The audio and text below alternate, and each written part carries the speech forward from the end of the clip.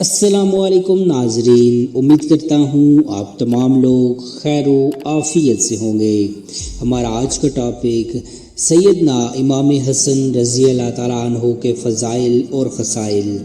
سیدنا امام حسن رضی اللہ تعالیٰ عنہ حضرت علی کرم اللہ وجہ الکریم اور سیدہ فاطمہ کے بڑے صاحبزادے تھے۔ آپ کی ولادت 15 رمضان المبارک 3 ہجری میں مدینہ منورہ میں ہوئی۔ سرکار دو عالم صلی اللہ علیہ وآلہ وسلم کو جب خبر ملی تو آپ صلی اللہ علیہ وآلہ وسلم سیدہ فاطمہ کے گھر تشریف لائے، انتہائی مسرت کا اظہار فرمایا اور اپنے لاب دہن کے ساتھ کھٹی عطا فرمائی اور آپ رضی اللہ تعالیٰ عنہ کا نام حسن تجویز کیا۔ بعض روایات میں آیا ہے کہ حضرت علی کرم اللہ وجہ الکریم نے آپ رضی اللہ تعالیٰ عنہ کا نام حرب تجویز فرمایا تھا، لیکن سرکار دو عالم صلی اللہ علیہ وآلہ وسلم نے حسن پسند فرمایا۔ 7ویں دن آپ کا حقیقہ کیا گیا اور اسی دن سرکار دو عالم صلی اللہ علیہ وآلہ وسلم نے آپ کا نام تجویز فرمایا۔ خصائل و فضائل۔ حضرت سیدنا امام حسن سخیوں کے امام، اولیاء کے تاجدار، صاحب جود و سخا تھے۔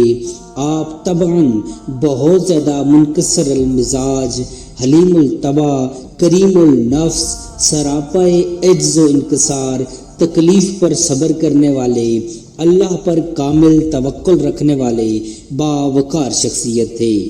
زہد و عبادت میں ہمیشہ مشغول رہتے اور ہمہ وقت آپ کا دل اور زبان ذکر الہی سے تر رہتا۔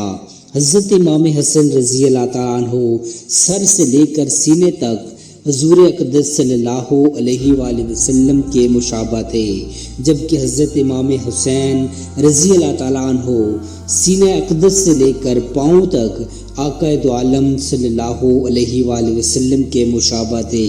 صحیح بخاری شریف میں حضرت انس بن مالک رضی اللہ تعالیٰ عنہ سے روایت ہے کہ کوئی بھی شخص حضرت حسن بن علی رضی اللہ تعالیٰ عنہ سے بڑھ کر سرکار دو عالم صلی اللہ علیہ وآلہ وسلم سے مشابہت نہیں رکھتا تھا۔ سن 10 ہجری میں سورہ العمران کی آیت نمبر 61 نازل ہوئی تو حضور اکرم صلی اللہ علیہ وآلہ وسلم اس شان سے میدان میں تشریف لائے کہ حضرت امام حسین رضی اللہ تعالیٰ عنہ آقا دو عالم صلی اللہ علیہ وآلہ وسلم کی گود میں تھے۔ حضرت امام حسن رضی اللہ تعالیٰ عنہ آپ کی انگلی تھامے ہوئے تھے اور سیدہ فاطمہ الزہرا آپ صلی اللہ علیہ وآلہ وسلم کے پیچھے تھی اور حضرت علی رضی اللہ تعالیٰ عنہ ان کے پیچھے تھے۔ اس قافلے کا رعب اور جلال دیکھ کر نصرانیوں نے مبالغہ کرنے سے معذرت کر دی۔ حضرت امام حسن رضی اللہ تعالیٰ عنہ کے خصوصی اعزازات۔ صحیح بخاری اور جامع ترمذی میں حدیث مبارکہ موجود ہے جس میں بیان ہوا کہ ایک دن سرکار دو عالم صلی اللہ علیہ وآلہ وسلم منبر پر جلوہ افروز ہوئے اور آپ صلی اللہ علیہ وآلہ وسلم کے پہلو میں حضرت امام حسن رضی اللہ تعالیٰ عنہ تشریف فرما تھے۔ آپ صلی اللہ علیہ وآلہ وسلم کبھی لوگوں کی طرف متوجہ ہوتے تو کبھی حضرت امام حسن رضی اللہ تعالیٰ عنہ کی طرف۔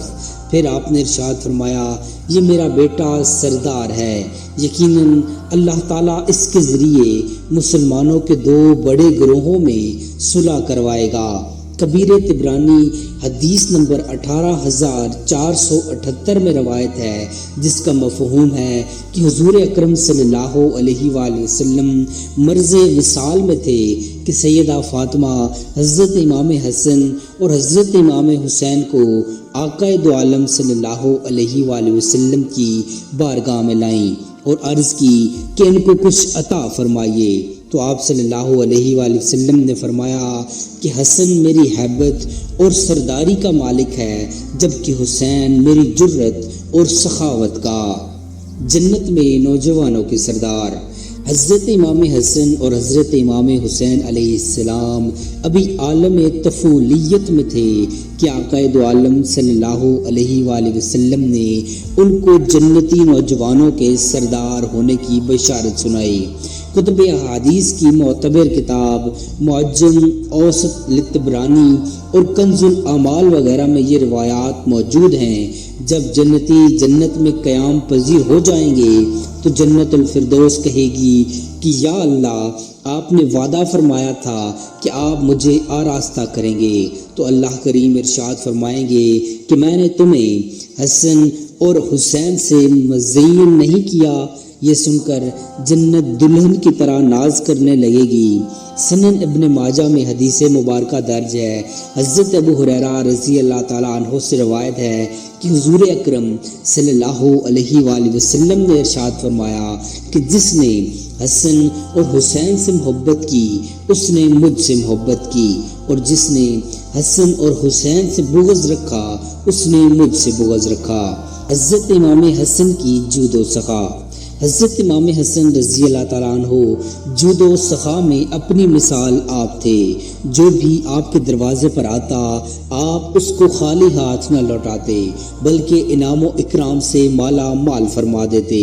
عالم عرب میں آپ کی سخاوت اور فیاضی کے چرچے تھے۔ آپ نے کبھی مال و دولت جمع نہ فرمایا بلکہ جو مال بھی آتا اس کو تقسیم کر دیتے۔ آپ کے دروازے پر ہر وقت حاجت مندوں کا ہجوم رہتا اور ہر شخص خالی جھولی بھر کر لے جاتا۔ حضرت امام حسن رضی اللہ تعالیٰ عنہ اکثر حج کے موسم میں پیدل حج کے لیے سفر فرماتے۔ اس وقت کے حالات کے مطابق عام تیز ذرائع سفر موجود ہونے کے باوجود وہ حرمت کعبہ کا لحاظ رکھتے ہوئے اور اپنے تقوی کے پیش نظر پیدل حج فرماتے۔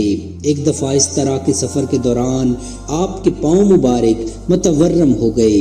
آپ نے اپنے غلام کو فرمایا کہ اپنی منزل پر پہنچ کر ایک حبشی ملے گا، اس سے تیل خرید کر لے آنا، وہ اپنے پاؤں پر لگا لوں گا۔ وہ حبشی خود ہی حاضر ہو گیا۔ جب اس کو معاوضہ دیا جانے لگا تو اس نے عرض کی کہ مجھے رقم نہ دیں بلکہ دعا فرما دیں، میری بیوی درد زا میں مبتلا ہے کہ اس کو اللہ صحت دے اور بخیریت بچے کی ولادت ہو جائے۔ حضرت امام حسن نے فرمایا تم گھر جاؤ، جیسا چاہتے ہو ویسا بیٹا پیدا ہوگا۔ جب وہ گھر آیا تو جیسا امام حسن رضی اللہ تعالیٰ عنہ نے فرمایا تھا ویسا ہی ہوا۔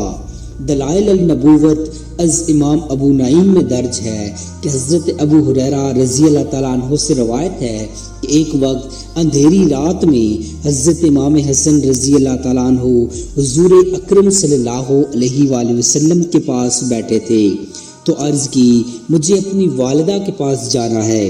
حضرت ابو ہریرہ رضی اللہ تعالیٰ عنہ نے عرض کی کہ یا رسول اللہ صلی اللہ علیہ وآلہ وسلم میں ساتھ جاؤں۔ اسی اثناء میں آسمان سے ایک نور ظاہر ہوا کہ جس کی روشنی میں چلتے ہوئے حضرت امام حسن رضی اللہ تعالیٰ عنہ اپنی والدہ کے پاس پہنچے۔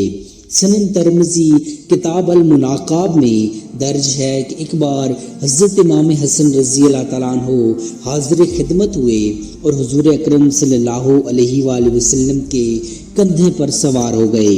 ایک صحابی نے عرض کی کیا شاندار سواری ہے، تو حضور اکرم صلی اللہ علیہ وآلہ وسلم نے از راہ محبت ارشاد فرمایا کہ سوار کتنا اچھا ہے۔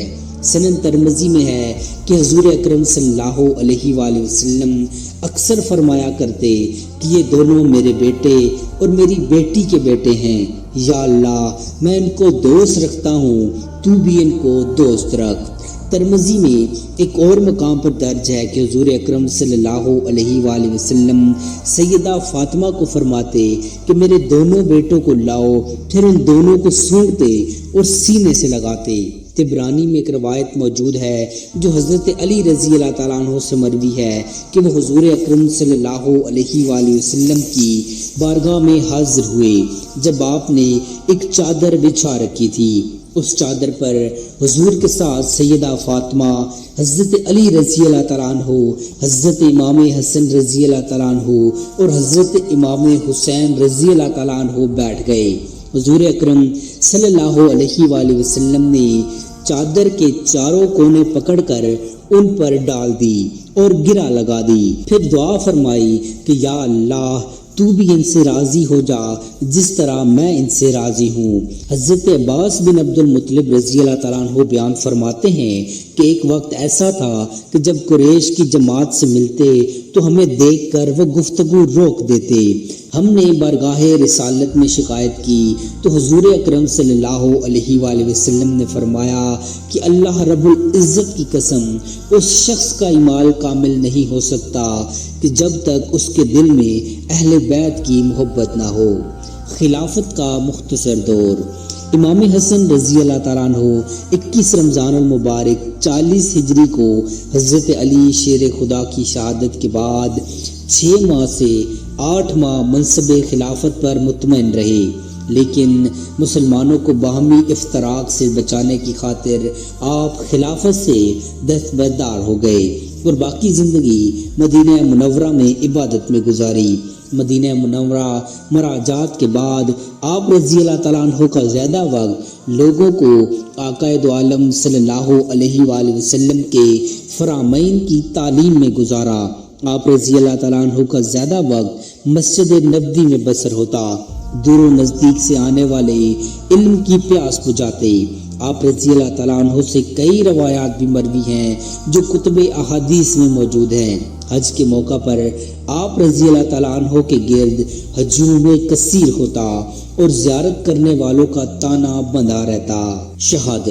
شہادت کی تاریخ میں مورخین کا اختلاف ہے، لیکن اس امر پر اتفاق ہے کہ آپ رضی اللہ تعالیٰ عنہ کی وفات زہر خونی سے ہوئی۔ آپ رضی اللہ تعالیٰ عنہ نے خود بھی ارشاد فرمایا کہ مجھے کئی دفعہ زہر دیا گیا لیکن موت نہ آ سکی، لیکن اب کے زہر کی وجہ سے ہی موت آئے گی۔ آپ رضی اللہ تعالیٰ عنہ کو کسی نے زہر دی، اس میں بھی مختلف نام تاریخ کے سواد میں موجود ہیں۔